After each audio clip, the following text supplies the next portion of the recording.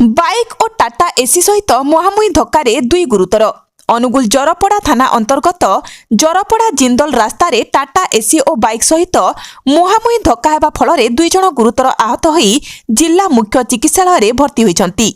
सूचना मुताबक जरपड़ा थाना अंतर्गत परा ग्रामर चंडाल प्रधानक 35 वर्षीय पुओ दुष्मंत प्रधान और हाटुआ साहूक 30 वर्षीय पुओ सिपेन साहू उभय एक बाइक रे बड़ केरेजांग ग्राम को एक विवाह उत्सव रे जोग दे फेरुथबा बेले जरपड़ा ग्राम जिंदल रास्तार विपरीत पार्श्वरु आसुथबा एक टाटा एसी गाड़ी सहित मुहांमुही धक्का होइतिला, जहा फଳରେ उभय रास्ता उपरे चिटिकी पड़िथिले।